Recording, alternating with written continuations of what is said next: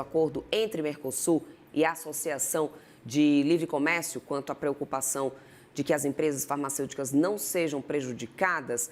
É sobre esse tema que eu tenho agora um convidado especial, é o Reginaldo Arcuri, que já está comigo aqui, o presidente executivo do Grupo Farma Brasil, que já está aqui comigo para falar sobre um tema tão importante, porque a gente teve esse acordo aí sendo celebrado recentemente, mas antes de mais nada, pelo menos, boas-vindas, bom dia para você, Reginaldo, bem-vindo sempre aqui à nossa programação. Obrigado, Débora, é sempre um prazer estar de novo aqui com vocês.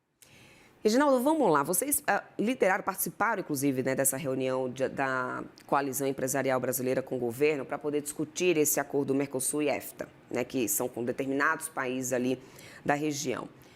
O que foi possível garantir na prática para que a indústria farmacêutica nacional não seja prejudicada nesse trabalho? A gente sabe que a troca, né, ou seja, o intercâmbio de tecnologias e tudo mais é importante.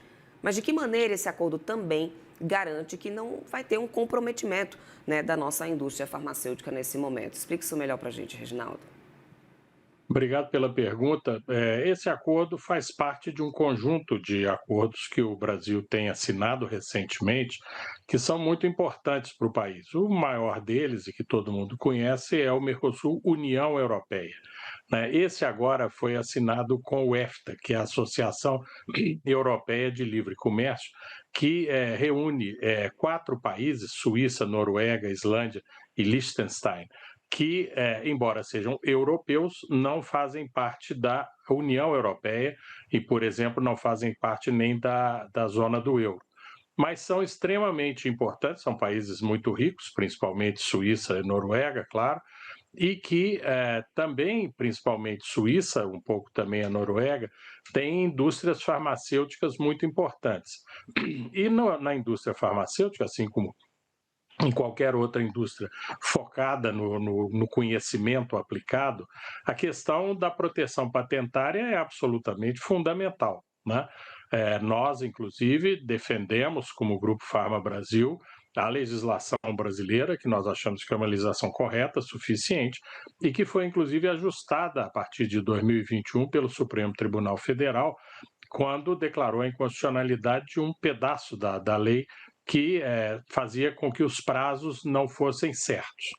Nesses acordos, tanto com a União Europeia quanto com o EFTA, houve uma preocupação nossa muito grande, sempre recepcionada pelos negociadores brasileiros, o Itamaraty e a Secretaria de Comércio Exterior do MIDIC, para que, primeiro, o tratado básico sobre propriedade intelectual, que o Brasil assinou nos anos 90, TRIPS, né?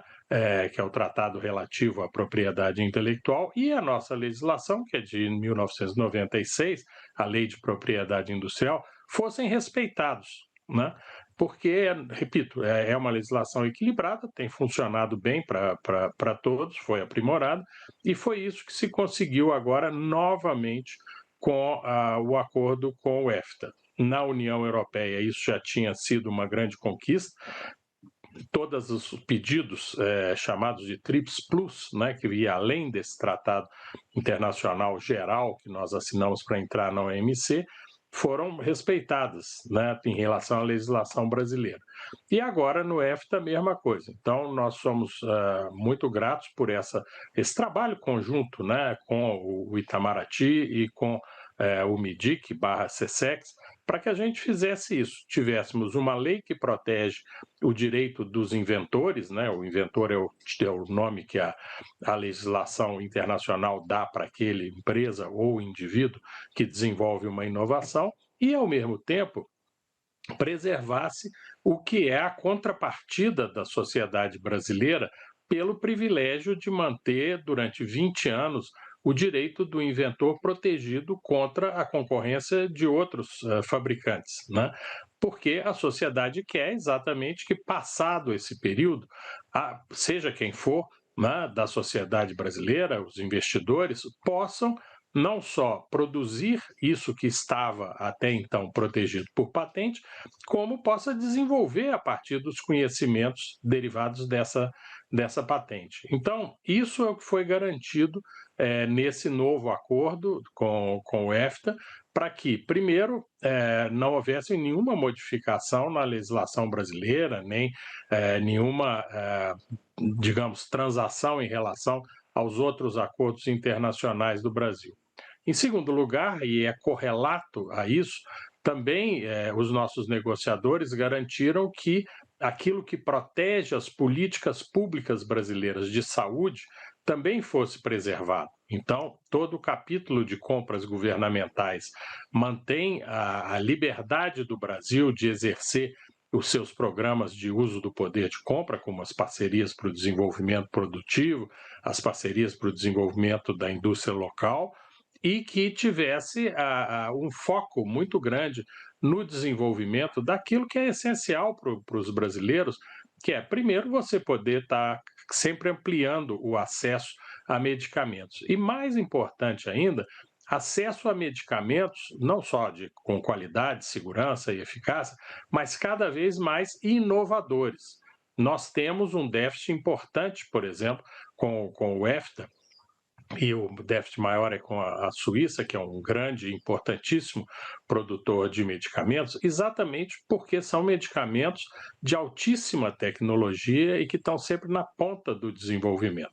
Então, o que se conseguiu foi um equilíbrio extremamente importante para que o Brasil possa manter as suas importações, manter o seu comércio de maneira cada vez mais liberada com os países do EFTA, mas, ao mesmo tempo, não bloqueasse o nosso caminho para o desenvolvimento de uma indústria farmacêutica também cada vez mais inovadora no Brasil e que, repito, atenda os brasileiros naquilo que cada vez é importante para tratar doenças, né, tão infelizmente comuns como câncer, como artrite reumatoide, Reginaldo, psoríase, eu, etc. eu quero pegar o gancho Pois nisso não. que você está trazendo para mim, porque, assim, realmente esse acordo representa uma abertura importantíssima, né, nesse momento, e aqui ninguém está discutindo o mérito, pelo contrário, acho que isso é um grande avanço nesse momento, só que isso já pressupõe também para a gente uma maior competição. E pegando o gancho nisso que você vinha falando sobre essa questão da proteção da indústria farmacêutica brasileira em termos de inovações, né, por exemplo, de patentes também, eu quero entender como que as empresas brasileiras se preparam para um ambiente de concorrência com empresas de alto padrão regulatório, que são, por exemplo, né, as suíças, norueguesas. As nossas empresas brasileiras, as nossas empresas farmacêuticas brasileiras estão preparadas para entrar nesse alto padrão de competitividade? Sem dúvida. A pergunta é importantíssima, mas é exatamente isso. Primeiro, que uma indústria de alto padrão e uma indústria com um nível de qualidade muito elevado depende da qualidade da agência regulatória do seu país, que no nosso caso é a Anvisa. E a Anvisa é uma agência sanitária de referência, primeiro regional, e cada vez mais está se tornando uma agência de referência mundial. Isso faz com que o medicamento que é produzido no Brasil seja igual ao que é produzido na Suíça ou que é produzido nos Estados Unidos em termos de qualidade, segurança e eficácia. Aonde nós estamos avançando, e por isso é que eu mencionei, com as políticas públicas que focam na inovação, né?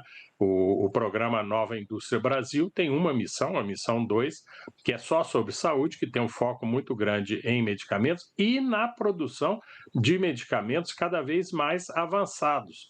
Então, nós estamos combinando as duas coisas e há um investimento extremamente relevante das nossas indústrias brasileiras nisso. Por exemplo, as indústrias do Grupo Farma Brasil, até 2026, estão investindo 20 bilhões de reais em cerca de 7 na ampliação e construção de novas fábricas, mas 13 desses 20 bilhões são para investimento em medicamentos inovadores. Só das linhas de financiamento do BNDES, financiamento, não é doação de dinheiro, né? Linhas do BNDES para inovação, as nossas empresas já pegaram quase 4 bilhões de reais, além desses que eu mencionei. Então, há um esforço muito grande, repito, e muito articulado com esse desejo do setor público, do Ministério da Saúde brasileiro. O ministro Padilha, já da outra vez que foi ministro, foi um grande impulsionador disso, para que a gente possa cada vez mais responder a esse desafio. Numa população como a brasileira, que está rapidamente mudando a sua pirâmide etária e ficando com um volume de pessoas mais idosas cada vez maior, nós precisamos de produzir aquilo que hoje é importado pelo SUS para poder ser dispensado para os brasileiros, que isso seja cada vez mais produzido no Brasil. Não só o que já é importante, os medicamentos de rota biotecnológica, que são os chamados anticorpos monoclonais, mas nós já estamos entrando, e no Brasil já há pesquisas sobre isso, tanto dos laboratórios públicos, Butantan, Fiocruz, como dos laboratórios privados, sobre as chamadas terapias gênicas, né? Onde o tratamento tende a ser, e tem sido já nas primeiras aplicações práticas, muito mais eficaz, mas em alguns casos é o tratamento pessoa a pessoa. Não é, aspas, um remédio que qualquer um que tenha doença determinada vai tomar. É um tratamento desenvolvido para curar aquela pessoa. É muito eficaz, mas é muito caro, né? E nós temos que caminhar para poder transformar isso em coisas que tenham, primeiro, uma aplicação mais ampla, e já há linhas de pesquisa nesse sentido, e também para que os brasileiros possam continuar, e é importante frisar isso, continuar tendo acesso aos medicamentos mais avançados do mundo, né? Recentemente, um desses medicamentos, que acabou sendo um dos mais conhecidos, chamado Zolgensma, que trata uma deficiência de formação da coluna dos nenéns, né? Foi inclusive incorporado no SUS, custa milhões de reais uma dose, num sistema inclusive de compartilhamento de risco com o fornecedor e desenvolvedor do medicamento. Absorver essas tecnologias, preparar os cientistas brasileiros para que as nossas ótimas fábricas possam também se envolver na produção disso, é um desafio estratégico para o país, é uma coisa fundamental. Se você até me permite, ontem à noite foi aprovado um projeto do deputado professor Luizinho, relatado pelo deputado Isnaldo Bulhões na Câmara dos Deputados, é o PL 2583, que estabelece exatamente isso, uma estratégia nacional de saúde. Isso vai ser um enorme avanço. E aí um acordo como esse com o EFTA, assim como foi o acordo com a União Europeia, se insere nisso, um equilíbrio, uma combinação entre nós estarmos inseridos no comércio mundial, esses acordos todos prevêem mecanismos de compartilhamento de sistemas de desenvolvimento científico, tecnológico e o desenvolvimento da indústria no Brasil. E é bom que se diga, indústria que tenha controle internacional fabricando no Brasil também é extremamente importante. Mas nós aprendemos também com a pandemia, todos nós, que é sempre muito importante você ter uma base industrial, não só fixada no Brasil, como os tomadores de decisão também preocupados com, prioritariamente, o que acontece com os brasileiros.